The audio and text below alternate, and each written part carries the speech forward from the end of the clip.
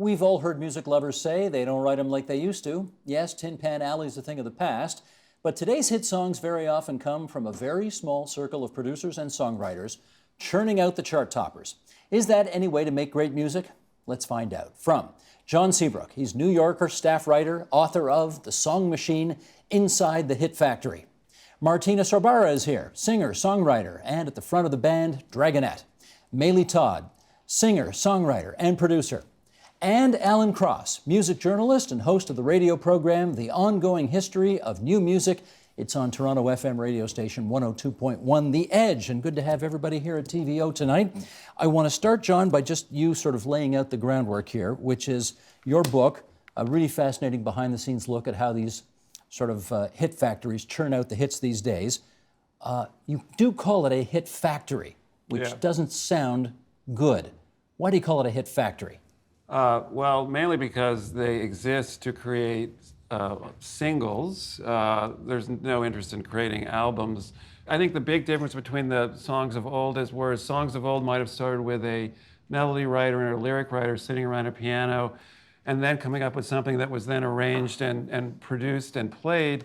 Now it's almost exactly the opposite. Producers start with tracks that they can make many of at the same time, send them out to these people called hook writers or top-line writers that put melodic hooks on top, and then the lyrics come, and so it's almost exactly the reverse. And you can just make, in the amount of time it would have taken you to make 10 songs, you can make 100 songs. So the creative process is totally different today. Yeah.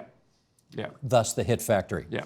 If I can steal another lyric, Alan, how long has this been going on? This has been happening for a very long time. We're simply reverting back to the time when there were professional songwriters and professional performers. So you would commission a song to be done by some guy in Tin Pan Alley or somewhere in England, and they would have pluggers who would go out into the vaudeville or music hall audiences trying to get the singers to perform their songs.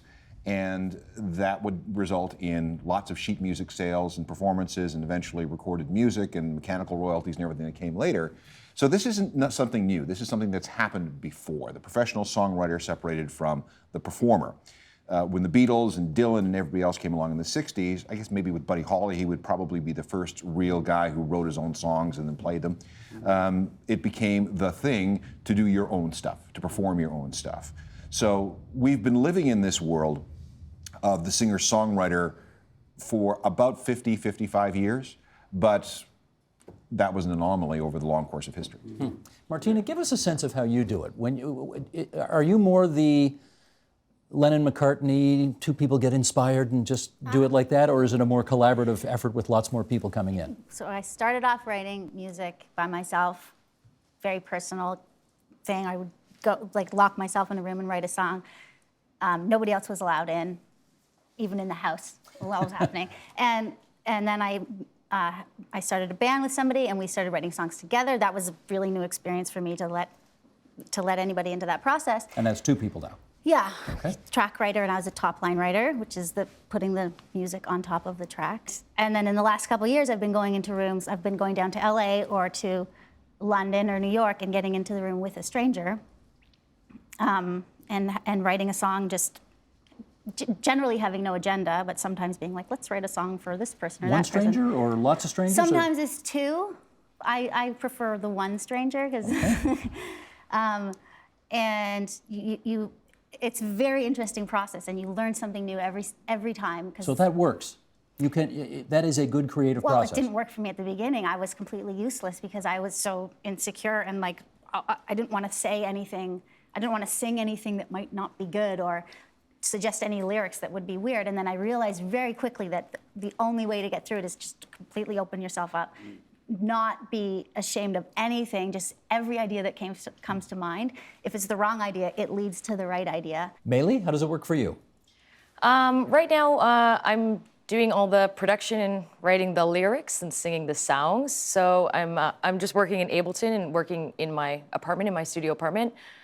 Pre to kind of Ableton LAN, like in box, all in the computer, was I played instruments, so and I still do, but I played harp and I played guitar and I had like a band, and the writing process, I'd have songs, I'd have chords, and I'd bring it to to the band, and then they would add or take away pieces of But the it's song. just you writing.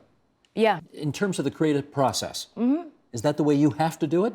I guess I don't have to, but I choose that because I guess I'm really interested in having a point of view, having something to say, and then That comes from inside that you. comes from inside me. Yeah. You ever heard of the song Hello? Adele song? No, not that Hello. Or Lionel Richie song? Not that Hello. Your Hello. Yes. How did that come about? That was an internet collaboration. That was somebody I had worked with. I met him at a festival in Australia, Martin Solveig, and we did one song together. And then later on, he sent me that track, just the track, and he said, we need a top line for this track, and I really want to do it with you. And he also sent me the music video that was already filmed for the song. How many hits on YouTube? I don't even know. Lots. And it's a very huge song. If I told you 61 million, would you believe it? No. Yeah, 61 million from what I hear. Yeah, that's a a big lot. song. Yeah, where's the check? But the inference we draw, Alan, when you hear this song came out of a hit factory, is that it's somehow creatively less. Is it wrong to draw that inference? Depends on your personal music aesthetics. I have a real hard time with Music Factory songs because they are so perfect, because you have so many people working on them. And I believe that in a lot of art, there is beauty in imperfection. It's real, rather than being tuned to the absolute nth degree of perfection. People don't sound like that. There are no talents like that. It is a complete fabrication. And I think back, I was listening to the radio, and this really sticks with me. I was listening to the radio and I was punching through stations, and I came across a song I absolutely hated, which is Olivia Newton-John and John Travolta doing You're the One That I Want from the Grease soundtrack. I hate that song, absolutely despise it. But for whatever reason, I was unable to change the station immediately. And I started to listen to the pure sweetness of her vibrato and the delivery, and his raw male testosterone-driven emotion in his delivery. And this is 78. It's 24-track analog tape, and there's nothing to sweeten it afterwards. That was pure talent coming out of those two people. Whether or not you like the song, the talent that they were portraying, that they were able to capture, was fantastic. And all of a sudden, I had this new appreciation for that song. These people were good, and they didn't require any fixing in the mix the way we do it today.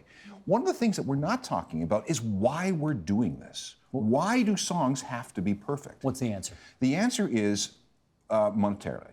Excuse me? It's all about money, because it is it's impossible to guarantee a hit. And with record labels selling much less music than they ever used to, they need assurances that their big artists, especially their big artists, or at least the artists that they invest a lot of money in, are going to have a very good chance of having a popular song. In which case, you want to put all your eggs in as many baskets as you possibly can with this artist. And they will do not only the hook and top line approach to songwriting, and hiring, a Dr. Luke or a Max Martin or any other of these guys to work on the music. But what they will also do is put it through algorithmic songwriting computer programs like Hit Song Science.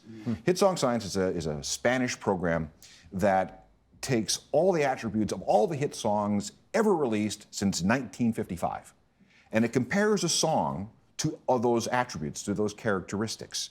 And at the end, it spits out whether or not it thinks that song is going to be a hit.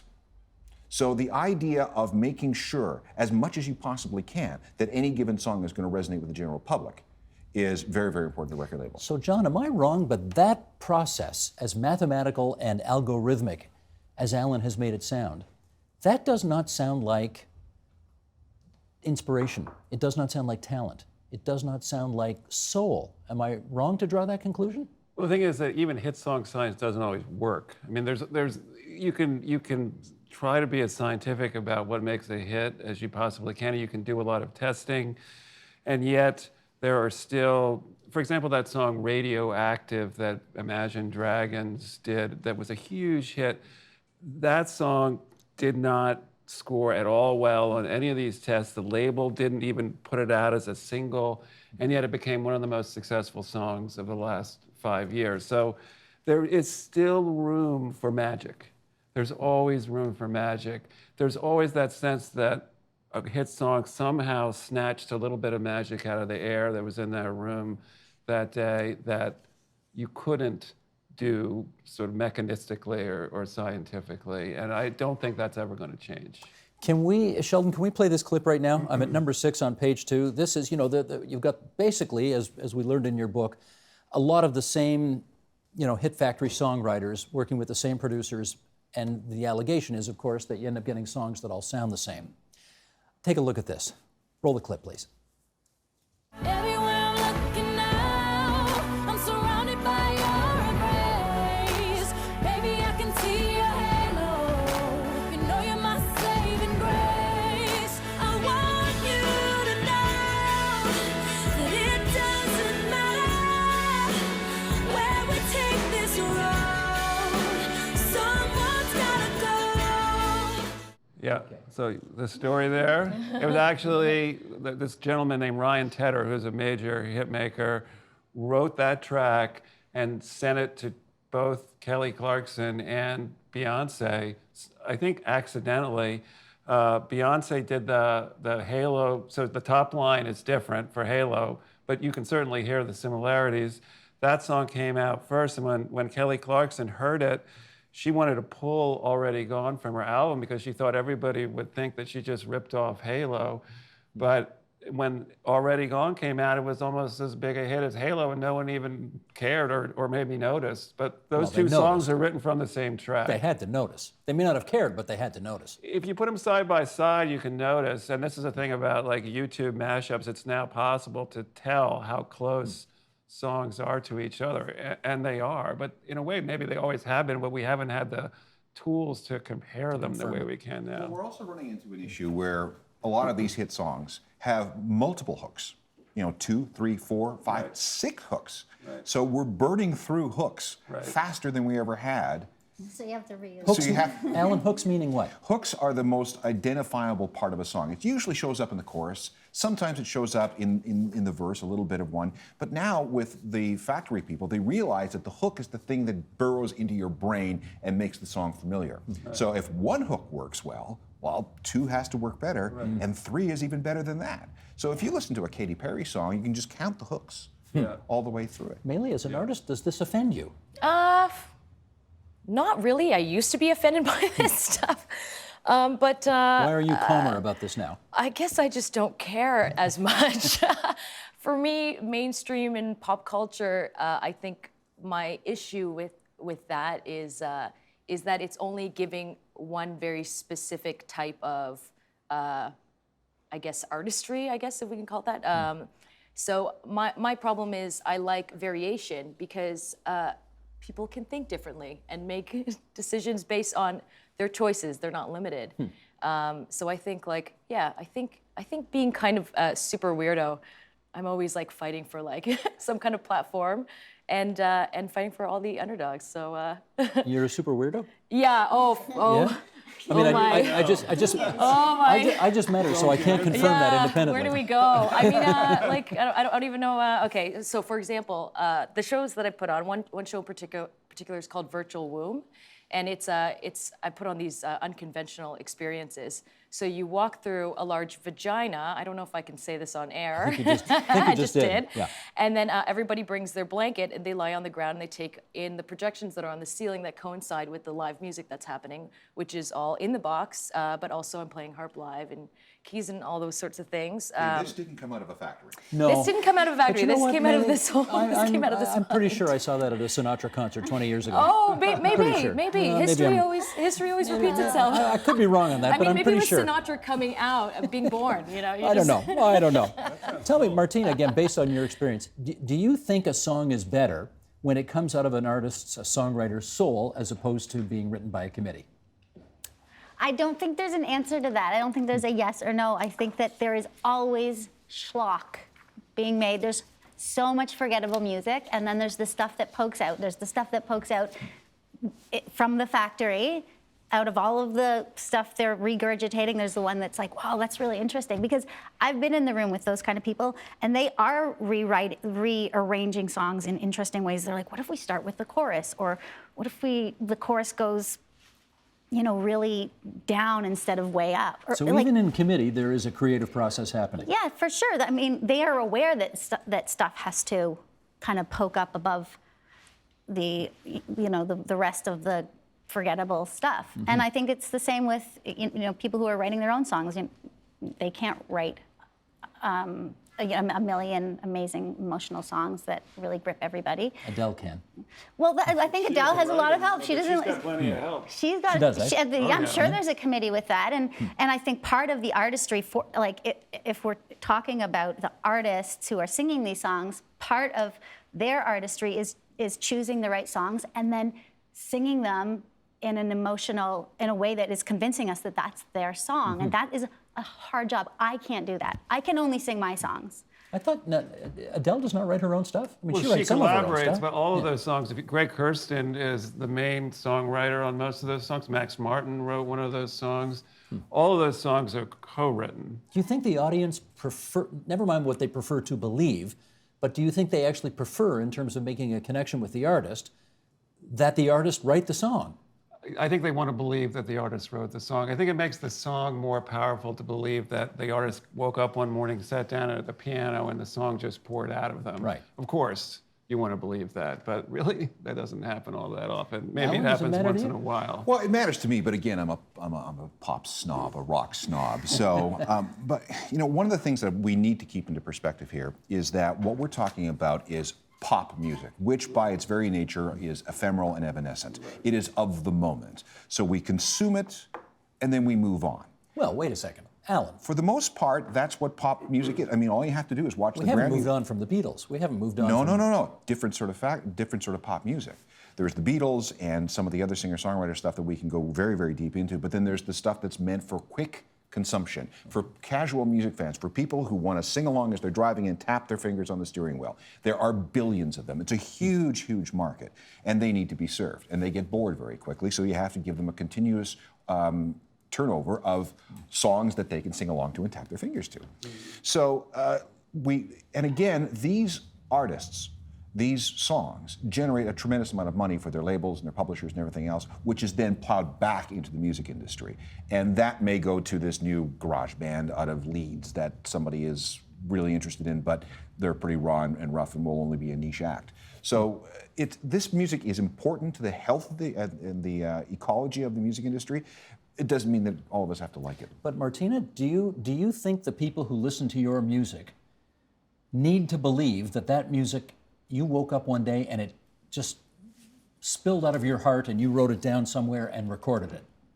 Isn't that part of the connection you make with your audience? I believe that, but I don't know that they care. But I do. I write my own music. My niece last night, she asked me, I was listening to a new song that just got mixed. It just got sent to me. And she's like, do you write your own music?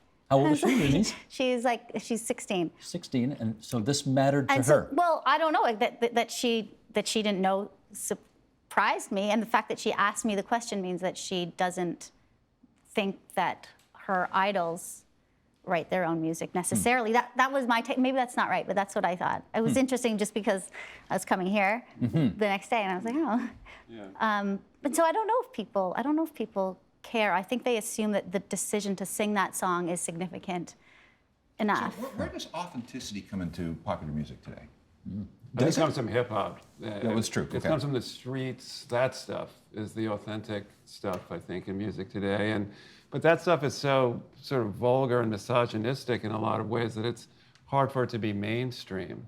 You know, I think the authentic stuff is still sort of out there on the fringes, and the mainstream is the factory stuff. Authentic? Well, I don't know. I mean, it's all in the perception of the person who's listening. Okay, so is Celine Dion authentic? I don't know. Not to me. No. So, But she's I know an people. artist. I don't listen to her, but she's like a tool. Her voice is like one of the most polished tools, and What's inauthentic about Celine Dion? I just don't believe her. But there are other people who do and are moved to tears. I mean, music is very subjective. What about a concert Totally subjective. pianist who is playing Chopin in front of 3,000 people. Is that like?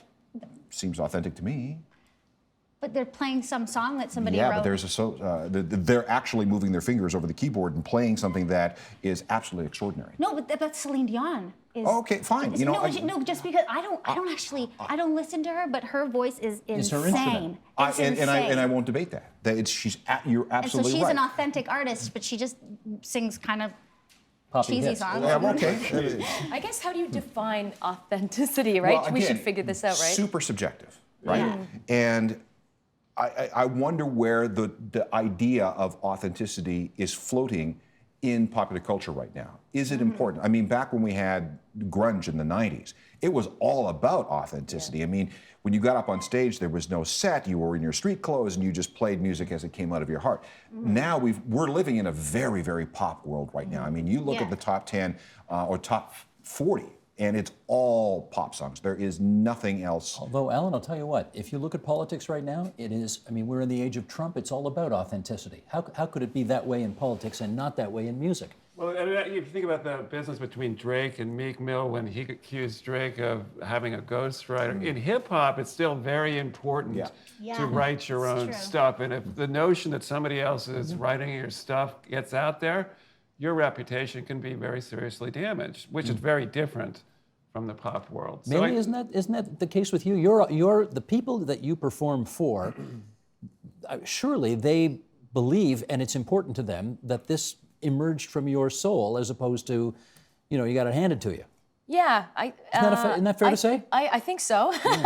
Yeah, I mean, like the context of the songs, the stuff that I'm writing is all about like valuing human experience and working on themes like depression and integrity. So But even if you hadn't written, I'm interested in Martina's angle not to on say this. that pop artists aren't talking about that kind of stuff. I also want to throw that out there. Okay, but if somebody had handed you a song and you connected with it deeply, even though you Right. didn't have a hand in writing it or producing it or anything like that, that's still an authentic experience, isn't I it? absolutely agree. I sing in a cover band. I'm young Michael, the 8-year-old, and I oddly enough have his voice, and I can feel. I don't even think he wrote that song, to be honest, but I can feel all the emotions, and I feel like the audience is connecting. Yeah. John, would you agree that even if the song were handed to you as an artist and you had nothing to do with producing or writing it, you can still make that authentic connection to it and therefore to the audience? Yeah, I must say I do. I mean, authenticity is such a tricky concept, and you can always say there's somebody more authentic. You kind of get back to like an old blues man sitting on his porch in Mississippi, and that was the true authentic music, and everything else is sort of borrowing from that. You think about even greats, like Barry Manilow. It's interesting to me that the one song that Barry Manilow, who wrote almost all of his songs, is most associated with is the song "I Write the Songs," which he didn't actually write. So Did he write his own songs? Yeah, he wrote most of his songs, eh? but Okay. Clive Davis brought him "I Write the Songs" and said, "You got to do it," and actually Barry refused to do it. And of course, it became his biggest hit. So there's just a lot of ironies involved in these notions of authenticity. And Well, and Barry was very good because he wrote jingles. yeah, Yeah. He wrote the Band-Aid jingle. Right. Oh, I'm stuck on Band-Aid because Band-Aid's stuck on me. That's right? that's Barry Manilow. He wrote that. Yes. right, Killer Yes. tune. right. No, he had a talent. I mean, Killer obviously tune? big talent. The Band-Aid commercial is a killer tune? I mean, that's the hook right there. It's in right? your head, That's isn't it? straight up You a can't. hook. Now it's Well, going to go through your yeah. head. I did not know that, but that's good. Can a singer-songwriter make it big in an era when audiences want to listen to, we've talked about this, a single song rather than a full album? Alan, what do you think? This is a problem that is plaguing the music industry. The album is only really something that's been with us since the middle 60s, since about 1965, Dylan, the Beatles, and a few others. So up until then, it was all individual songs. I mean, and you had enough, once you had enough individual singles, you put them on an album, packaged them out that way. The album is a retail event. It is something that record labels can build a marketing and distribution plan around. And then it has a release date where you go out and you try to convince the public to buy a piece of plastic or 13 tracks from iTunes or whatever it is. But iTunes came along, Steve Jobs came along, and basically blew this whole thing out of the water. Because, and the music industry has nobody to blame but themselves, because they got rid of the single towards the end of the 90s, and they were still charging us $20 for a CD when there was only one good song on it. So Napster came along, and we got into this idea of a la carte, selection of music. And also that music should be free. And that music should be free, and that iTunes came and broke the albums up into its individual parts. And since then, we have an entire generation of people who have very little affinity to the concept of the album. I just want that song for this moment, that song for this mood, this song for that activity. What has to, been... to bring it back into the factory, I had an interesting conversation with somebody I was working with, the factory songwriting and the album. What happens is that the people trying to write all these singles,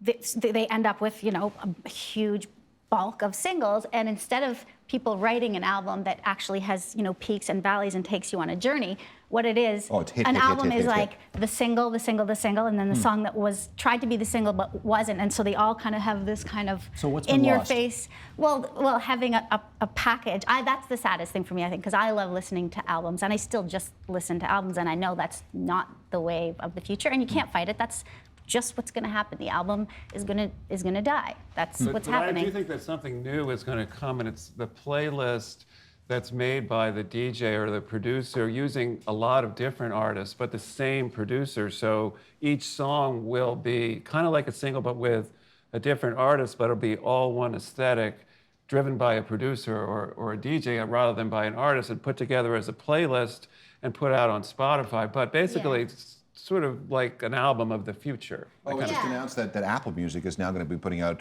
DJ remixes and mashups. So that's going toward to your point. Yeah, so maybe I think we that's haven't, where we're going. Maybe we haven't lost anything here then? Maybe the album survives? It's just different. It's changing. It's transitional. We're in a transitional time. Yeah.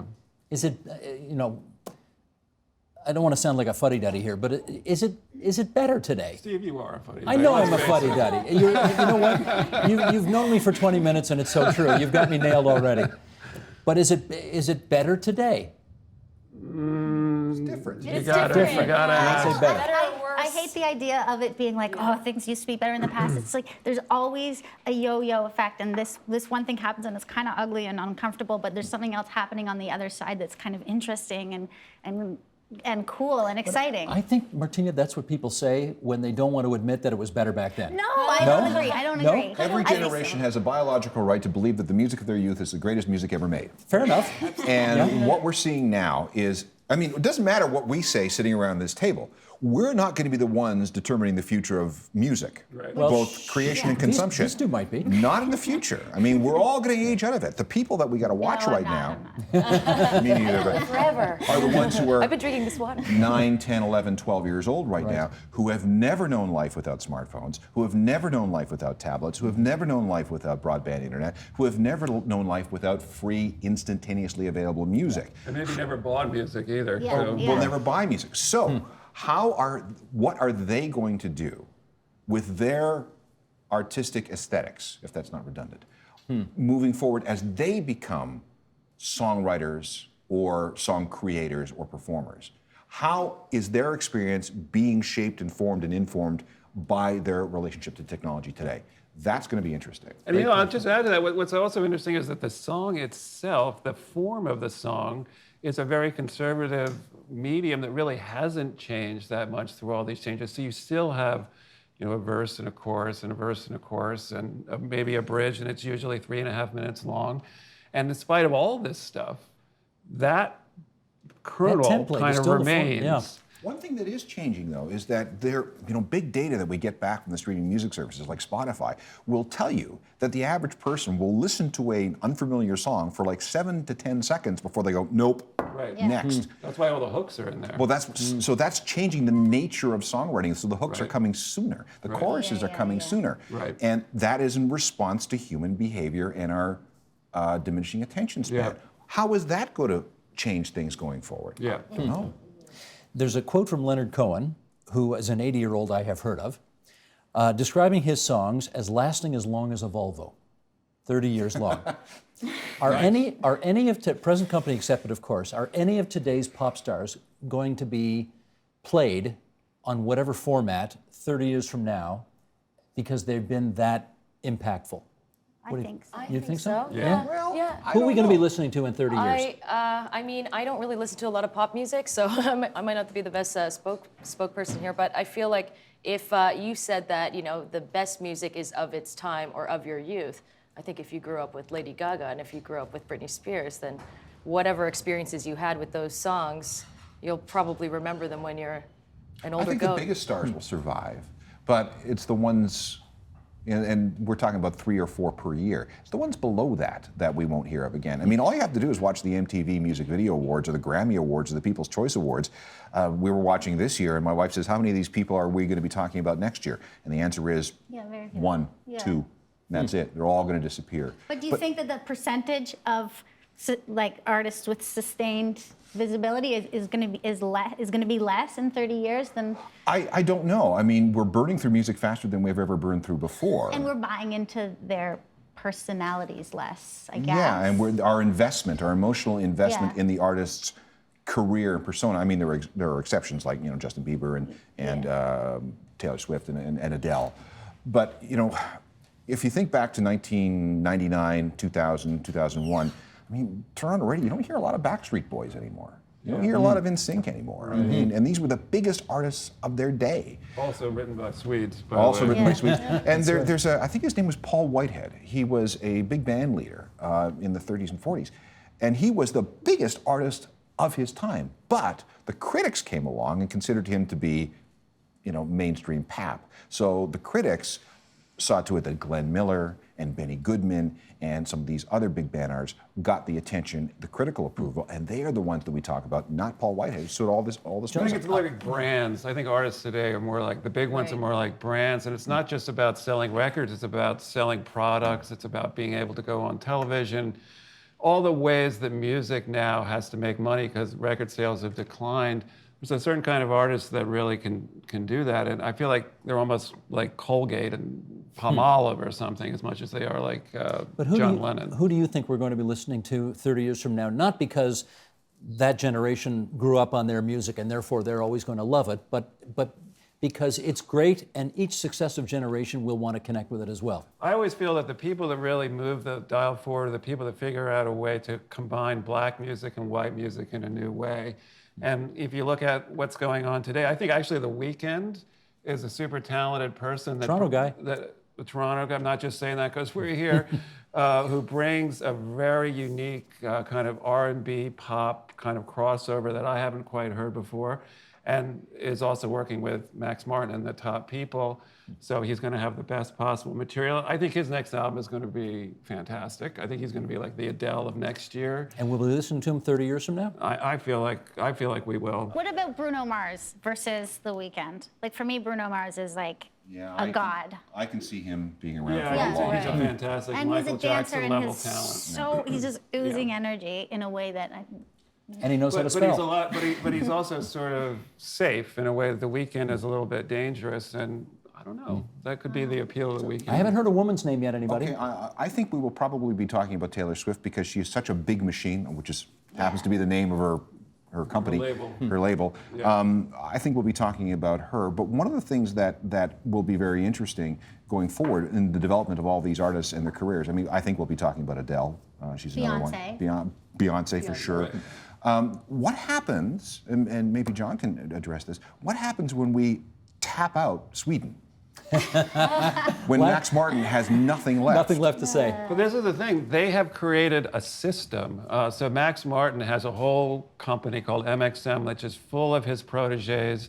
He looks around, he finds the younger, edgier people, and he brings them in, and it's a real mentor protege. It's almost like a medieval guild, and they work under him for 6 or 7 years, and then they launch their own. So yeah, I don't think we're getting to the end of that well. no. I mean, in a way, he's already created the next generation of people who are already successful. The one thing we are getting to the end of, sadly, is our discussion. Prompted by The Song Machine Inside the Hit Factory. That's John Seabrook's book.